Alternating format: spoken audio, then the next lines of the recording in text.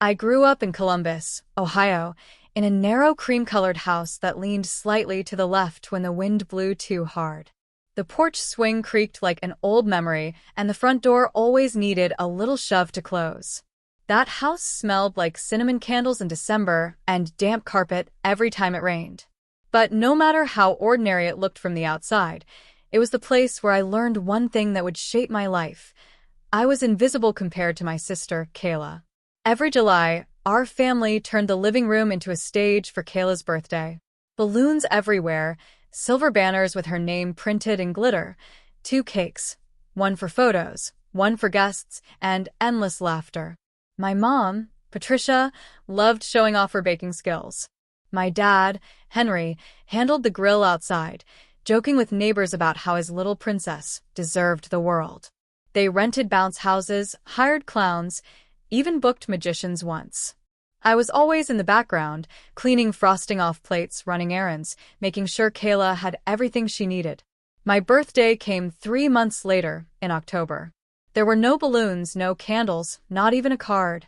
I'd wake up to the smell of coffee and bacon, but no celebration. Once, when I was 10, I asked why we didn't do anything special for my day. My mom smiled like she was explaining something simple. "Sweetheart, we just had Kayla's big party a few months ago. You know how expensive that was. Maybe next year." But next year never came. Over time, I learned to celebrate myself in quiet ways. I'd buy a slice of cake from the grocery store and eat it alone in the backyard, making my own wish in silence. It didn't make me bitter, not yet. It just made me independent. I learned that no one was going to hand me joy. I had to create it myself. After high school, I earned a scholarship to Ohio State University and majored in business analytics. While Kayla stayed home to find herself, I buried myself in numbers and long nights at the library. I graduated with honors, got a job offer in Chicago, and packed my little blue Honda Civic with everything I owned: 2 suitcases, 1 microwave, and a secondhand coffee maker. My parents barely looked up when I said goodbye. Mom told me to call when you settle in, but I knew she wouldn't pick up. Chicago became my new beginning. I rented a small apartment in Lakeview with squeaky floors and a view of the alley, but to me, it was freedom. My first job was at a logistics firm called Midline Systems.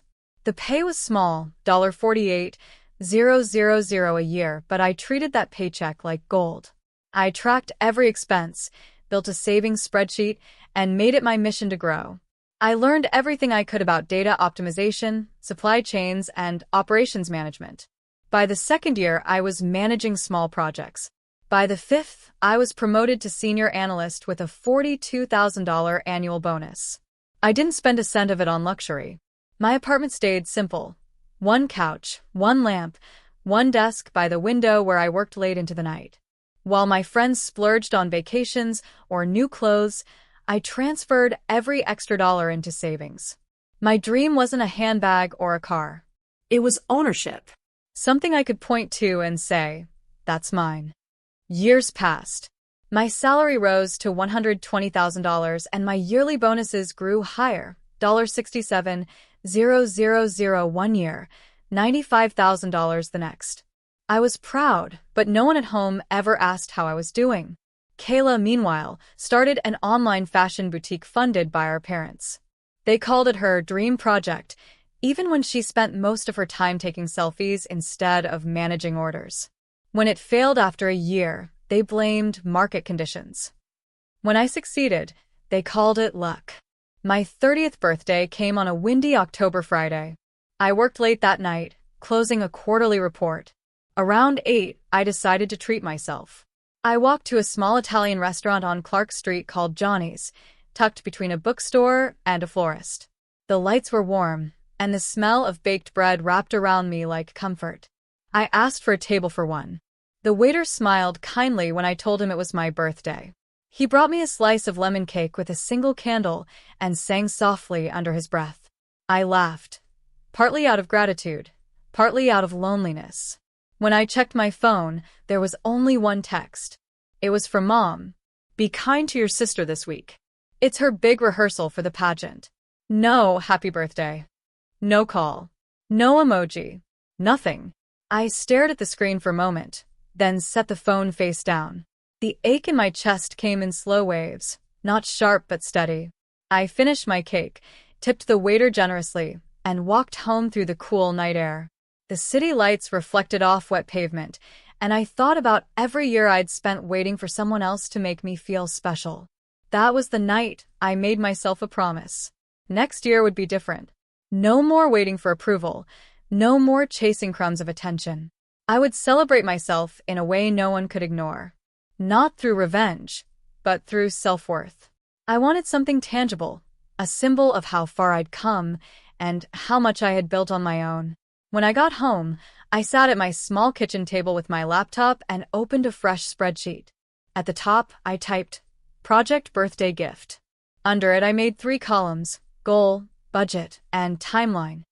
I didn't know what the gift would be yet, but I knew it had to mean freedom, beauty, and peace. As the clock struck midnight, I poured myself a glass of wine and watched the lights of the city through the window. People laughed and shouted outside as taxis honked and wind rustled the trees. I felt small but alive. That night, for the first time in 30 years, I didn't feel forgotten. I felt focused. Because deep down, I already knew my next birthday wouldn't be spent at a restaurant table for one. It would be spent standing in front of something I built with my own 2 hands. Something that said, this is mine. This is me. 3 months after that quiet birthday dinner, I found myself staring at my savings spreadsheet again, the numbers neat and organized in green and blue cells. For years, I had been the definition of disciplined, but now those rows felt less like proof of control and more like potential waiting to be used. I wanted something that would belong to me, built entirely by my own hands, something my family couldn't take credit for or twist into another favor for Kayla. That night, while the city outside my apartment buzzed with Friday night energy, I sat on my couch with my laptop and opened a blank document titled North Shore Gate LLC. The name came from a childhood memory, standing on a pier near Lake Erie during a family trip, watching the waves hit the wooden rails. I remembered thinking even then that gates weren't only meant to keep things out, they could also protect what's yours. My idea was simple but sharp, a small operations consulting firm that helped mid-sized e-commerce brands streamline their shipping and logistics systems. I'd spent years in the corporate trenches learning how companies bled money through inefficiencies. I knew how to fix that.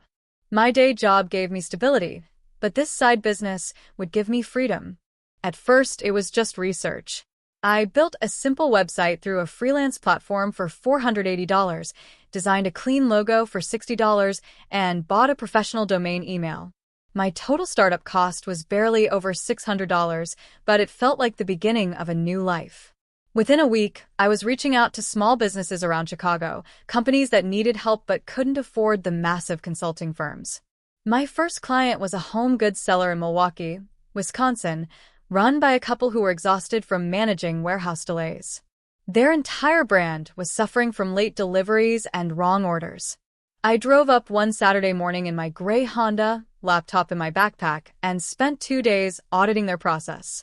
I reorganized their product tracking sheets, trained their warehouse manager, and introduced a simple data dashboard that reduced return rates by 6%. When I presented the results, the founder hugged me in the parking lot and handed me a check for $7,500 on the spot. That moment lit a fire inside me. Over the next 6 months, I took on more projects, a meal prep company in Chicago for $28,000, a Detroit apparel startup for $36,000, and a small handcrafted furniture maker in Indianapolis for $17,500. I worked nights, weekends, and sometimes through Sunday mornings. My apartment turned into a war zone of sticky notes and printed reports. I barely saw friends, but I didn't care. Every new client added fuel to the quiet confidence that had been buried under years of being ignored. By the end of that year, North Shore Gate had booked $212,000 in revenue. After taxes, software fees, and travel, I kept $148,000. I remember staring at that number in disbelief. I had created it out of nothing. No inheritance, no help, no one's permission but my own. I didn't tell my family. I knew how that story would go.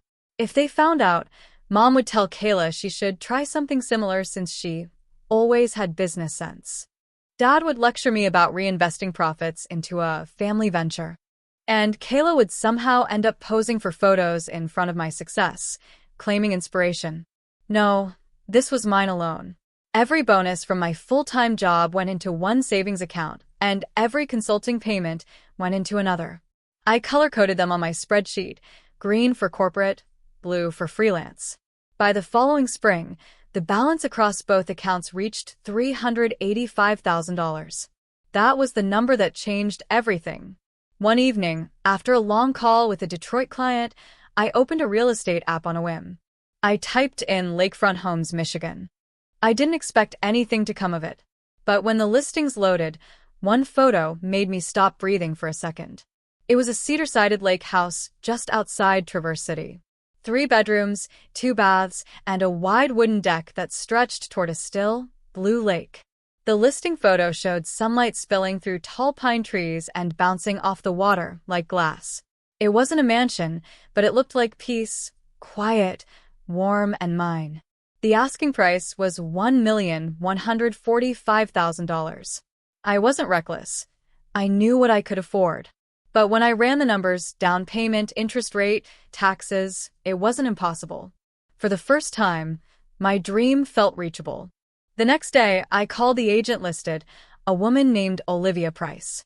Her voice carried a calm professionalism that made me feel like I could trust her instantly.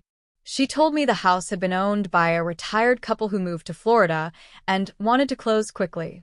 Taxes were about $11,800 a year, utilities around $320 a month. "It's peaceful out here," she said. "No city noise. Just you and the lake."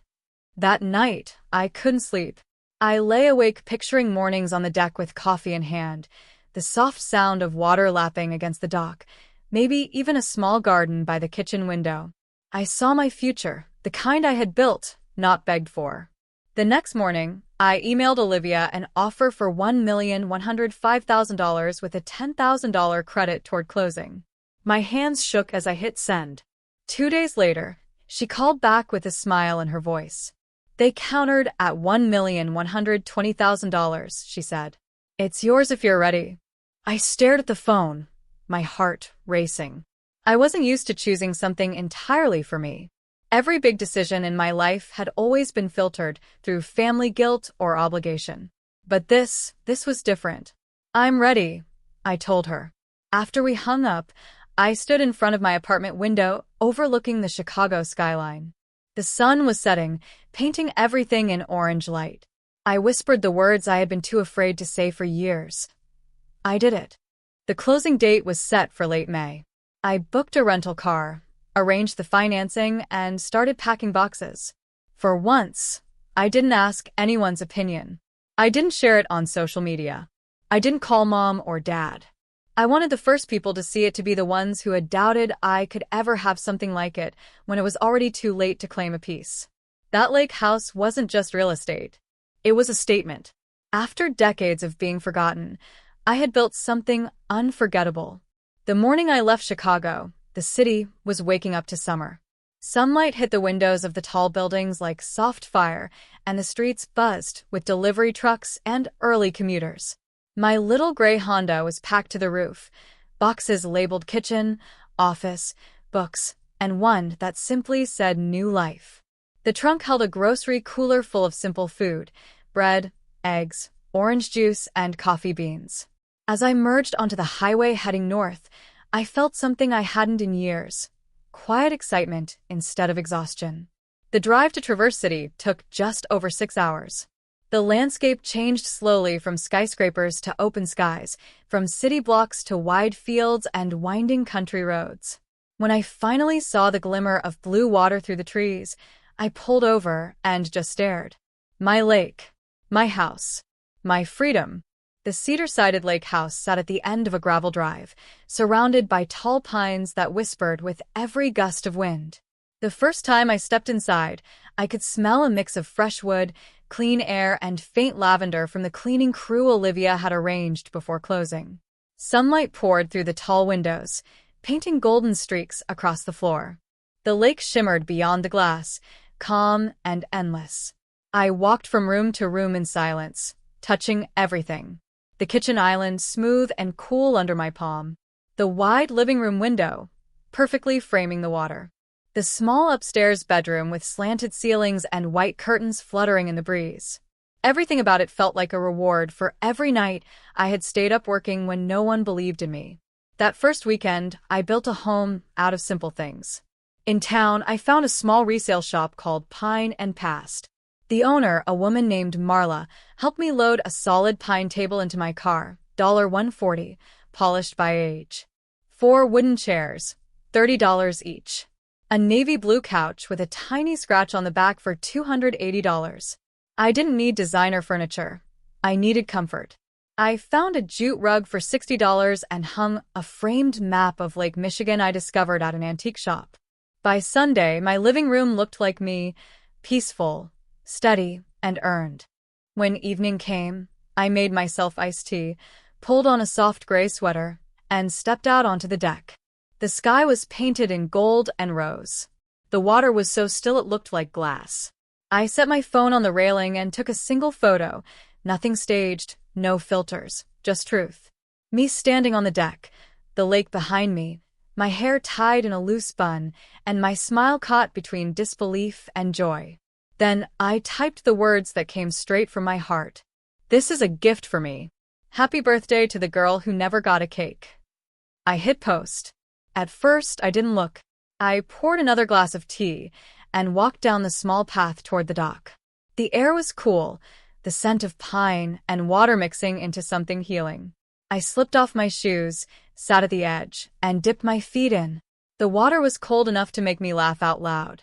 For once, there was no noise, no one needing me, no guilt tugging at my chest. Just silence and the gentle splash of waves. When I came back inside, my phone screen was glowing like a lighthouse. Notifications stacked on top of each other. Likes, comments, messages. My college friends wrote the sweetest notes. You did it. Proud of you. That view is incredible. My coworkers sent heart emojis and laughing faces. Even my old boss commented, now that's what success looks like. I felt warmth spread through me. People saw me. Not the helper, not the background sister, but me. Then came the family. At first, it was quiet. Then the storm began. Missed call from Mom. Missed call from Dad. 5 texts from Kayla. The group chat that had been dead for months suddenly came alive. Kayla, wait. Where did you get a house? And why didn't you tell us? Kayla, again, also, are those numbers real? Like, that's your house? Dad, we should talk about smart ways to title property. Family planning is important. Mom, a lake house? How wonderful. That's perfect for family gatherings. Kayla's birthday is next month. We could have a joint celebration there. It would be so special. I stared at the screen, half smiling. There it was. The same pattern, the same rewriting of my joy into their convenience. I put the phone down on the counter, face down, and leaned back against the kitchen island. The house was so still I could hear the hum of the refrigerator and the faint ripple of the water outside. For the first time, I didn't feel angry. I just felt done. I walked to the deck, breathing in the crisp air that carried a faint sweetness from the pine trees. The lake stretched endlessly ahead, reflecting the fading light like a sheet of melted gold. Somewhere far away, a loon called, its sound echoing softly over the water. I whispered, "This silence is the bow on my gift." Back inside, I turned my phone to Do Not Disturb and set it beside the window. I curled up on the couch with a blanket, listening to the gentle sound of small waves touching the shore. The room smelled faintly of cedar and coffee. Outside, the stars began to appear, one by one, as if even the sky wanted to celebrate with me. In that moment, I realized something powerful. For years, I had thought freedom would come with noise, cheers, applause, approval. But it came with silence. It came with peace. When I finally went to bed, I left the windows open. The cool night air drifted in, brushing against my skin like reassurance. The moonlight shimmered across the water, cutting a silver line that led straight to my heart. My family could call, text, plan, and question all they wanted. but my life was no longer on their calendar. I closed my eyes and smiled. For the first time in my entire life, I didn't fall asleep waiting for someone else to celebrate me. I fell asleep knowing I already had. The next morning, the house was filled with the soft hum of quiet life, coffee brewing, birds echoing through the trees, and the light sound of water brushing against the dock. I stepped outside barefoot, the deck cool beneath my feet, and looked at the lake. The surface was glassy, reflecting the clouds like a mirror. It felt like the world was holding its breath just for me. I walked the property line, counting steps as I planned where to plant a small garden. Maybe lavender by the porch and mint by the kitchen window. I imagined morning tea made with leaves I grew myself. By the time I circled back to the deck, my phone was buzzing on the table. 12 missed calls. Dad had left a voicemail about a family meeting. Mom sent a long list of dates when everyone could drive up to visit. Kayla wrote that we could make something huge out of my lake house, maybe film brand collaborations for her followers. She ended her message with a winking emoji. I didn't respond. Instead, I opened my laptop. I scanned through my digital folder labeled house files and filed away the official deed copy that had arrived by email. Then I set up a new bank account dedicated to the mortgage, taxes, and maintenance. I transferred $24,000 into it to cover several months ahead, just to keep things clean and separate. I paid the contractor's invoice for a dock repair, $780, and scheduled a local cleaning service twice a month for $140 per visit. It felt good, structured, safe. Every click on the keyboard sounded like another small step away from dependency and chaos. Then I turned to North Shore Gate, my business. I sent out 2 invoices. One for $22,000 to a food company in Cleveland, and another for $14,500 to a furniture maker in Grand Rapids. I typed the amounts carefully, double-checking each digit. It wasn't just about the money, it was about what the money represented. I had built something that was mine, that didn't shrink when someone else entered the room. When I finished, I made myself a turkey sandwich and carried it out to the deck. The lake shimmered under the noon sun. The air smelled like pine and water. My phone kept lighting up beside me, but I didn't reach for it. I wasn't angry. I was simply done performing.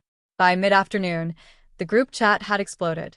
Dad wrote that he had smart refinancing ideas for the lake property, ones that would benefit the family long-term. Mom followed with a message about managing the bookings if I wanted to rent the place out for photo shoots or retreats. Then Kayla chimed in with, "My friends would blow this place up on social media. You'd get so many followers." I could almost see her sitting at her vanity, phone in hand, smiling into her reflection as she typed. I stared at the screen, then locked the phone. I wouldn't give them what they wanted, access. My silence would be my boundary, my message, and my gift to myself. After lunch, I drove into town for groceries. Traverse City was small but charming, with its brick storefronts and hanging flower baskets. At the market, a cashier named Rita greeted me by name. It surprised me how quickly people here remembered. When I told her I had just moved into the lake house, she smiled and said, "Lucky you. That's the best kind of peace money can't buy." I thought about that phrase all the way home. Back at the house, I set the groceries on the counter and looked at my reflection in the window.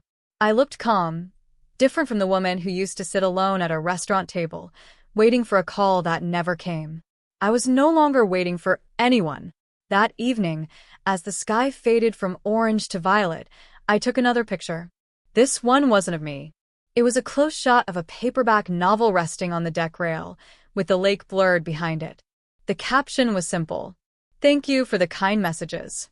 I am exactly where I need to be." Within minutes, my friends commented with hearts and kind words. But for my family, there was only silence. For the first time in my life, that silence didn't hurt, it felt like peace. A week passed. The phone stayed quiet except for business calls and friendly check-ins from people who genuinely cared. The group chat had gone cold. Mom finally broke the silence with a single message, "We hope you're happy." I looked around the living room, the framed map of Lake Michigan, the simple pine table, the soft rug under my feet. The evening light moved gently across the floor like a golden ribbon. My home wasn't grand or showy, but it was steady, honest, and mine. I typed back 2 words: I am. Then I set the phone aside and walked down to the dock. The sun was low, painting the lake in shades of copper and rose. I sat at the edge, dipping my toes into the cool water. A pair of ducks floated past, unbothered by my presence. Everything was so still that it almost felt like time had stopped. I thought about all the years I'd spent trying to earn celebration, trying to prove that I was worth more than the role they'd given me. Every sacrifice, every ignored birthday, every moment I'd swallowed my hurt so someone else could shine. But the truth was simple now. I didn't need them to see me anymore. I saw myself. Maybe one day they would visit, genuinely, not for control, not for photos, but for family. Maybe they wouldn't. Either way, it wouldn't change what I had built. When the last bit of sunlight disappeared behind the trees, I walked back to the house and locked the door. I paused with my hand on the key, feeling the smooth metal between my fingers. This lock, this key, this door, they all belonged to me. Inside, the house smelled faintly of pine wood and coffee. I turned off the lights one by one until only the moonlight filled the room. The lake outside was calm, patient, and constant, just like the person I had finally become. That night, I lay in bed listening to the quiet rhythm of the water. The world outside could keep spinning in chaos, but here, I had built my own peace. It wasn't loud. It wasn't for show. But it was strong. And it finally, truly belonged to me.